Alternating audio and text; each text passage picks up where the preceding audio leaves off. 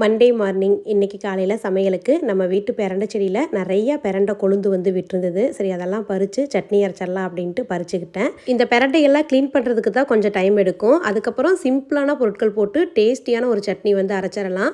குட்டீஸ் எல்லாம் ஒழுங்காக சாப்பிட மாட்டேங்கிறாங்கன்னா இந்த பெரண்டை சட்னி வந்து செஞ்சு கொடுங்க. இது சாப்பிடும் பொழுது நல்லா பசி எடுக்கும், பசியை தூண்டும். சட்னிக்கு வதக்கி வச்சுட்டு அப்படியே ரசத்துக்கு வந்து பார்த்திங்கன்னா புளி எல்லாமே கரைச்சி வச்சுட்டேன். மே மாதத்தில் அடிக்க வேண்டிய வெயில் இப்போ பிப்ரவரியிலேயே ஸ்டார்ட் ஆன மாதிரி இருக்குது. சரியாக வெயில் அடிக்குது. அதனால் குட்டீஸ் 2 பேத்துக்கும் டெய்லியும் ஏதாவது ஒரு ஜூஸ் வந்து செஞ்சு ஸ்கூலுக்கு வந்து கொடுத்து விட்றேன். இன்றைக்கி வந்து முலாம்பழம் ஜூஸ் வந்து போட்டுட்டேன்.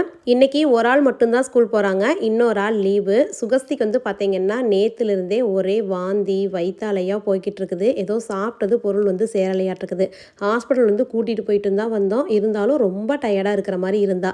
அதனால் சன்சியை மட்டும் ஸ்கூல் தாட்டி விட்டுட்டு சுகஸ்தியை நல்லா ரெஸ்டடுன்னு சொல்லி வீட்லேயே இருக்க சொல்லியாச்சு. லூஸ் மோஷன் போயிட்டே இருந்தங்காட்டி கொஞ்சம் சாப்பாடு சாப்பிட்றதுக்கே பிடிக்க மாட்டேங்குது. போராடி ஒரு 2 வா சாப்பாடு ஊட்டி விட்டுட்டு சன்சியை கொண்டு போய் ஸ்கூலில் விட்டுட்டு வந்துட்டேன். கிச்சனோட நிலைமை இப்படி தான் இருக்குது. இன்னும் பாத்திரமெல்லாம் எதுவுமே கழுவலை, கிச்சனும் க்ளீன் பண்ணலை. பிள்ளைங்கெல்லாம் ஆஃபீஸ்க்கு வந்து வந்துட்டாங்க. சரி, அங்கே போய் பார்க்கலாம் அப்படின்ட்டு கொஞ்சம் சாப்பிட்டதுக்கப்புறம் இருந்த கொஞ்சம் பொருட்களை மட்டும் வேற ஒரு பவுலில் மாற்றி வச்சுட்டு அப்படியே ஆஃபீஸ்க்கு வந்து வந்துட்டேன். நமக்கு உடம்பு சரியினாலும் அப்படியே மெதுவாக எழுந்து ஏதாவது ஒரு வேலையை செய்வோம். குட்டீஸுக்கு உடம்பு சரியில்லைன்னா அவங்கள போய் பார்க்கறது என்ன பண்ணுறாங்கன்னு பார்த்துக்கிட்டே இருக்கிறங்காட்டி ஒரு வேலையுமே ஓட மாட்டேங்குது.